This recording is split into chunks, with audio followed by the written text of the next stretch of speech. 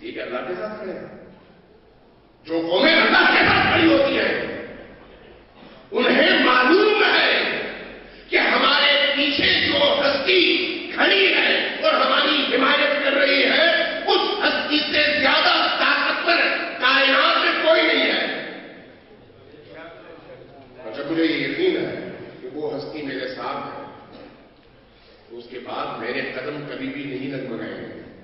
ایسا ہے اگر آپ کی پوری بنگش کی قوم اور ادے کی قوم ساری سڑک پر کھڑی ہو جائے, آپ کے 4 بندے مذاکرات کے لیے کسی ٹیبل پر بیٹھ جائیں تو وہ بزدلی سے مذاکرات کریں گے یا شجاعت کے ساتھ؟ شجاعت کے ساتھ. کیوں؟ اس لیے نہیں کہ انہیں اپنے آپ پر بھروسہ ہے, اس لیے کہ پیچھے قوم کی طاقت پر بھروسہ ہے کہ پوری قوم ان کی حمایت کے لیے کھڑی ہے. اللہ کی طاقت ان قوم کی طاقت کی نسبت کوئی اس کا موازنہ اور مقابلہ نہیں ہے. جب مجھے یہ معلوم ہے کہ اللہ میری پشپناہی کر رہا ہے, اہل بیت میرے ساتھ کھڑے ہیں, تو کیا میرے قدم ڈگمگائیں گے؟ کیا میرے ارادوں میں سستی پیدا ہوگی؟ کیا میرے دل میں کسی کے حوالے سے خوف پیدا ہوگا؟ نہیں, بلکہ میں پوری طاقت کے ساتھ, پوری توانائی کے ساتھ میدان میں کھڑا ہوگا. آپ اپنے بچے کی مثال لے لیجیے. آپ کے گھروں میں معصوم بچے ہیں, بچوں سے آپ کھیلتے ہیں, بعض اوقات بچے کو کھیلتے کھیلتے آپ اوپر پھینکتے ہیں, کرتے ہیں نہیں؟ جب اوپر پھینکتے ہیں تو بچہ ہنس رہا ہوتا ہے, اور جب بچہ نیچے آ رہا ہوتا ہے ہنستے ہوئے آ رہا ہوتا ہے, اور آپ اس کو ہوا میں اچک لیتے ہیں اور پکڑ لیتے ہیں. ایسا ہے یا نہیں؟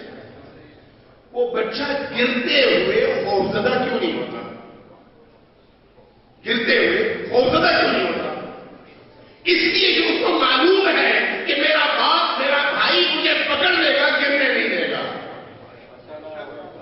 جس قوم کو اپنے رب پر یقین ہو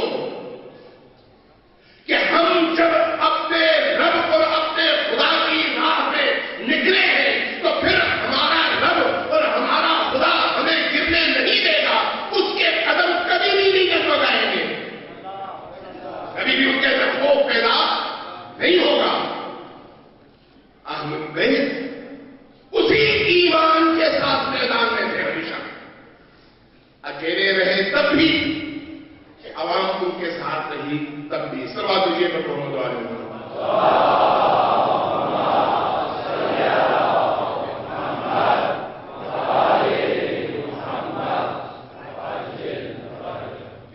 اہل بیت نے ہمیں جینے کا رستہ دکھایا ہے,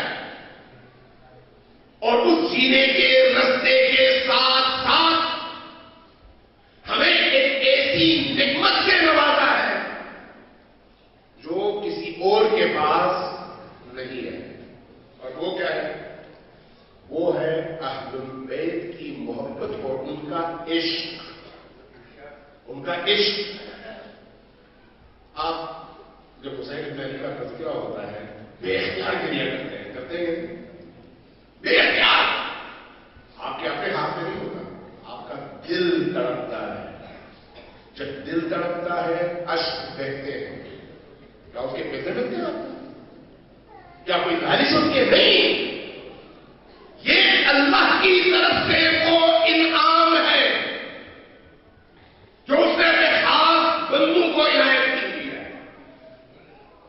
اور یہی آنسو, یہی آنسو, یہی اشک, یہی گریا جو آپ حسین بن علی پر کرتے ہیں, اہل بیت علیہ السلام پر کرتے ہیں, آپ کے ایمان میں اضافے کا باعث بنتے ہیں, آپ کی طاقت بن جاتے ہیں.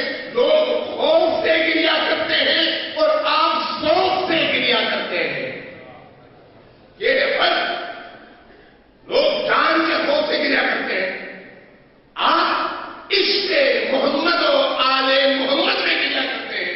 وہ خوف انہیں ذلیل کرتا ہے, وہ اشک اور وہ رونا انہیں ذلیل کرتا ہے، یہ رونا اور یہ اشک آپ کو عزیز بنا دیتا ہے. یہ اہل بیت کی عنایت کا،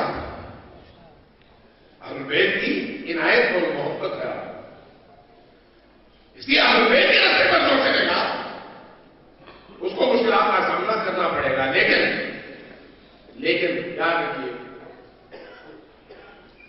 یہ جو مشکلات ہیں جو اہل بیت کی راہ میں آئے، یہ مشکلات شیریں ہوتی ہیں، میٹھی ہوتی ہیں، ان میں تلخی نہیں ہوتی. آپ اگر پیسہ کمانے کے لیے مشقت کرتے ہیں، پتھر توڑتے ہیں، کوئی اور کام کرتے ہیں جس میں تھکن ہوتی ہے، جس میں جسمانی مشقت ہوتی ہے، اس میں روح خوش نہیں ہوتی. لیکن اگر آپ دین کی راہ میں نکلتے ہیں، خدا کی راہ میں نکلتے ہیں، اہل بیت کی راہ میں نکلتے ہیں، تو آپ اندر سے مطمئن ہوتے ہیں کہ میں جن کے لیے کر رہا ہوں وہ مجھے دیکھ بھی رہے ہیں اور نوٹ بھی کر رہے ہیں. فرق ہے. اس لیے جو لوگ اللہ اور اس کے رسول کی راہ میں نکلتے ہیں وہ ہمیشہ اطمینان کے ساتھ نکلتے ہیں، پریشان ہو کر، مضطرب ہو کر نہیں. بدر کے میدان میں کتنے لوگ تھے؟ جنگ لڑنے والے کتنے لوگ تھے؟ جی 313. ایسے کیا صلوات بھیجیے گا.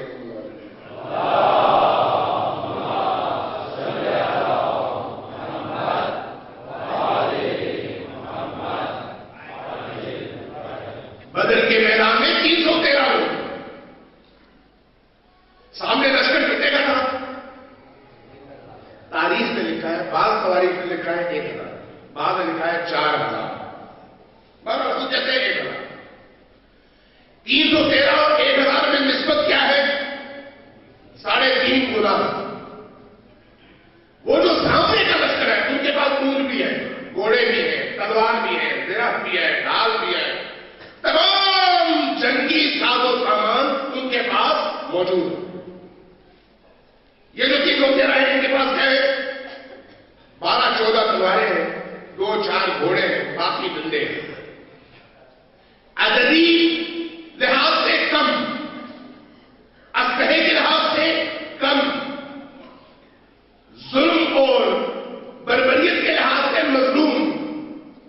اور سامنے والا لشکر تمام قبائل ان کے ساتھ، پیسہ ان کے پاس، اسلحہ ان کے پاس، عددی برتری ان کے پاس. لیکن جب میدان سجتا ہے تو اس میدان میں جب یہ 313 جگر والے با ایمان مومن لوگ میدان میں اترتے ہیں تو پھر وہ 1000 یا 4000 اس طرح سے گاجر مولی کی طرح کٹتے ہیں اور بھاگتے ہیں کہ گویا یہاں پر اللہ کی پوری نصرت حاصل ہے اور وہاں پر شکست و ریخت کے علاوہ ان کے مقدر میں کچھ بھی نہیں لکھا ہوا.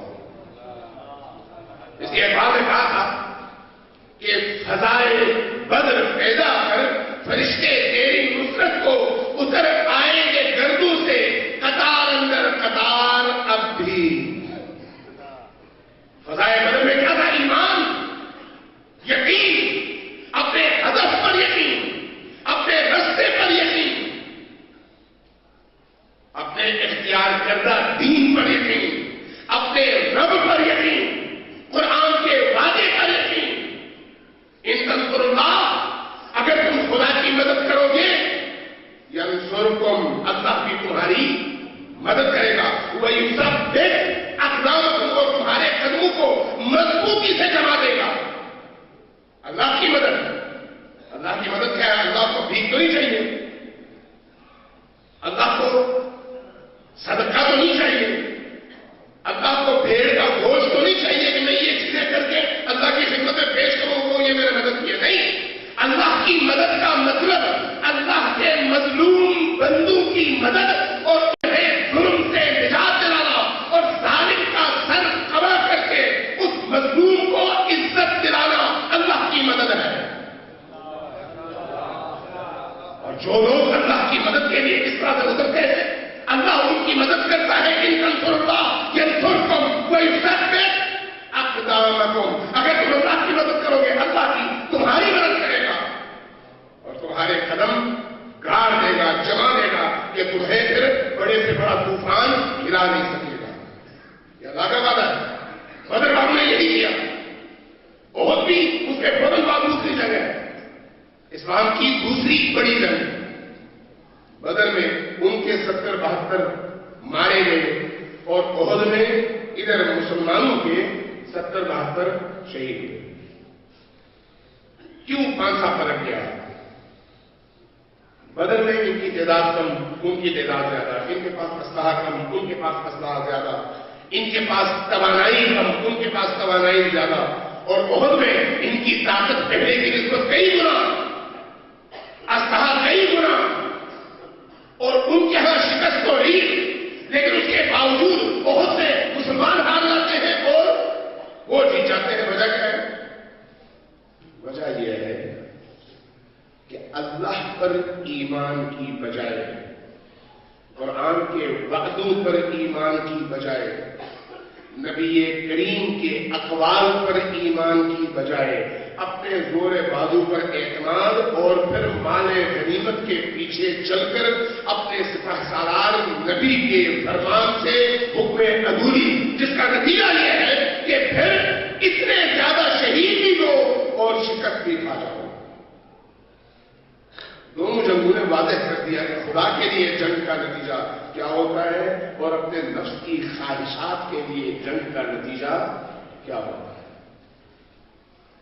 آج بھی وہی خدا موجود ہے، اسی خدا کا دین موجود ہے، اسی خدا کی بھیجی ہوئی کتاب موجود ہے. کس کی ضرورت ہے؟ بدر والی روح کی ضرورت ہے، بدر والے ایمان کی ضرورت ہے، کربلائی اس روح کی ضرورت ہے، کربلائی ویژن کی ضرورت ہے، اس جرأت کی ضرورت ہے، اس ایمان کی ضرورت ہے، اس ہمت کی ضرورت ہے، اس نظم کی ضرورت ہے، اپنے آپ کو تیار کرنے کی ضرورت ہے. اس وقت آپ دیکھ رہے ہیں پوری دنیا میں جہاں کہیں علی کا نام لینے والے موجود ہیں، جہاں کہیں ان کو نشانہ بنایا جاتا ہے. چاہے آپ بحرین میں چلے جائیں، سعودیہ میں چلے جائیں، UAE میں چلے جائیں، عراق میں چلے جائیں، لبنان میں چلے جائیں، لیبیا میں چلے جائیں، مصر میں چلے جائیں، افغانستان میں جائیں، پاکستان میں آئیں، دنیا کے کسی بھی کونے میں چلے. علی بابو کو کیوں نشانہ بنایا جاتا ہے؟ ان کا کوئی ذاتی قصور ہے یا ذاتی دشمنی ہے؟ نہیں، ان کا قصور یہ ہے کہ وہ علی ولی اللہ کہتے ہیں اور علی کو اپنا امام مانتے ہیں. یہ ہے قصور. علی سے محبت کرتے ہیں، یہ ہے قصور. آل علی سے عشق کرتے ہیں، یہ ہے قصور. لیکن دوسری طرف ایک اور مسئلہ بھی شروع ہو گیا ہے اور کوشش کی جاتی ہے کہ اس کو اس طرح کے رنگ میں پیش کیا جائے. وہ کیا؟ یہ سنی اور شیعہ کی جنگ ہے جو پوری دنیا میں ہے، صرف وارانہ جنگ. بعض سادلو سنی بھی ایسا سمجھتے ہیں اور بہت سارے سادلو شیعہ بھی ایسا سمجھتے ہیں، جبکہ ایسی بات نہیں ہے. شیعہ سنی جنگ نہیں ہے. کون سا مسلمان ایسا ہے جو علی سے عشق نہ کرے؟ کون سا سنی ایسا ہے جو علی اور آل علی سے محبت نہ کرے؟ علی اور آل علی سے محبت نہ کرنے والا ناصبی ہے، خارجی ہے، سنی نہیں ہے. اور اگر سنی ہے تو وہ یقیناً چاہے پہلا خلیفہ سمجھے چاہے چوتھا خلیفہ سمجھے علی اور آل علی سے عشق کرتا ہے. کوئی شک نہیں ہے. اس کی مثالیں پاکستان میں بھی ہے، شام میں بھی ہے، عراق میں بھی ہے، ایران میں بھی ہے، باقی ممالک میں بھی ہے. ہر جگہ وہ لوگ جو علی سے محبت کرتے ہیں، علی کی آگ سے محبت کرتے ہیں، اگر سے سنی ہے. یہ جنگ شیعہ اور سنی کی نہیں ہے، یہ جنگ ہے خوارج اور علی والوں کی. یہ جنگ ہے ناصبیوں اور علی والوں کی پوری دنیا میں. اور اس کے پیچھے حکمت کیا ہے؟ حکمت یہ ہے کہ جس قوم کے اندر علی کی محبت اور کربلا کی درسگاہ زندہ ہو جائے وہ قوم غلبے کی طرف بڑھتی ہے، اور جہاں جہاں ایسی قوم اٹھتی ہے انہیں فتح اور نصرت ملتی ہے، اور اس کے مقابلے میں جو بھی آتا ہے وہ شکست کھا جاتا ہے. مسئلہ یہ ہے ان کو یہ پتا ہے کہ یہ مکتب استقامت ہے. مکتب استقامت مشکل ہے. اس لیے استقامت جو ہے پابندی، میدان میں کھڑے ہونا اور تمام مشکلات کے مقابلے میں تا آخری سانس، سبق کے آخری لمحے تک کھڑے ہو کر فیس کرنا بڑا مشکل کام ہے. اس لیے قرآن کریم میں 2 جگہ آیا فاستقم کما امرت. 2 جگہ فاستقم کما امرت کس سے کہا گیا؟ رسول پاک میں. سورہ ہود میں 2 جگہ فاستقم کما امرت. بیویوں میں سے کسی نے رسول پاک سے جب ہم کلام ہوئی تو رسول پاک نے فرمایا کہ شیبتنی سورۃ ہود، سورہ ہود نے مجھے بوڑھا کر دیا. پوچھا کہ یا رسول اللہ کیسے؟ کہا کہ اس میں 2 دفعہ اللہ نے مجھے کہا ہے فاستقم کما امرت. اے رسول اسی طرح استقامت دکھانا جس طرح سے تمہیں کہا گیا ہے، حکم دیا گیا ہے. استقامت بہت مشکل کام ہے، لیکن کون کرتا ہے؟ جو نبی کریم علی مرتضیٰ اور حسین شہید کربلا کی راہ کا راہی ہو، وہی استقامت دکھاتا ہے، وہی پابندی دکھاتا ہے. آج ایک بہت بڑے مقابلے کا ہمیں سامنا ہے، اور پوری دنیا میں اور پاکستان میں خصوصی طور پر آپ دیکھتے ہیں کہ فرقے کے نام پہ جھگڑے پیدا کیے جا رہے ہیں، جھگڑا کروایا جا رہا ہے، پھر قوالیت کو ہوا دینے کی کوشش کی جا رہی ہے، شیعہ سنی بنانے کی کوشش کی جا رہی ہے، شیعہ اور سنی کے درمیان اختلاف ڈالنے کی کوشش کی جا رہی ہے. ہمیں اپنی آنکھیں کھلی رکھتی ہے، اور خصوصاً آپ کا یہ علاقہ جہاں پر آپ کے دشمن سنی نہیں ہے، ناصبی ہے، سنی آپ کے ساتھ کھڑے ہیں. سنی جہاں کا ہی کمی ہے آپ کے ساتھ کھڑے ہیں. ناصبیوں نے سنیوں کا بھی جینا حرام کر رکھا ہے اور آپ کا بھی جینا حرام کر رکھا ہے. ہمیں اس حوالے سے اپنے آپ کو بچانا ہے، اپنی حفاظت کرنی ہے، اپنی سرزمین کی حفاظت کرنی ہے، اپنے علاقے کی حفاظت کرنی ہے، اپنے ملک کی حفاظت کرنی ہے. یہ ہماری ڈیوٹی ہے، ہمارے فرائض میں شامل ہے، ہمارا دینی فریضہ ہے. اور اس کے ساتھ یہ احتیاط بھی کرنی ہے کہ شیعہ سنی کلیش کبھی بھی نہ ہو پائے، اس لیے کہ شیعہ سنی دونوں ساتھ میں اہل بیت سے محبت کرتے ہیں، دونوں اسلام کا سرمایہ ہے، دونوں اسلام کے بازو ہیں. ناصبیت کو سنیت کی شکل میں قبول کرنے کی اجازت نہیں دینی چاہیے. سنیوں کو بھی ہوشیار رہنا چاہیے اور شیعوں کو بھی ہوشیار رہنا چاہیے. آج وہ دور ہے جب ہمیں اپنے بچوں کو بھی تیار کرنا ہے، بوڑھوں کو بھی تیار کرنا ہے، بڑوں کو بھی تیار کرنا ہے، خواتین کو بھی تیار کرنا ہے. کیوں؟ اس لیے کہ ہم کربلا کے ماننے والے ہیں. کربلا میں کیا ہے؟ کربلا ایک مکتب ہے، کربلا درسگاہ ہے، کربلا مدرسہ ہے، مدرسہ انسان سازی. انسان کو انسان بنانے کی درسگاہ کربلا میں ہے، اور اسی درسگاہ کو ہم اپنی امام بارگاہوں کے ذریعے سے، اپنی مجالس کے ذریعے سے، اپنی ماتمداری کے ذریعے سے ہمیشہ زندہ کرتے ہیں.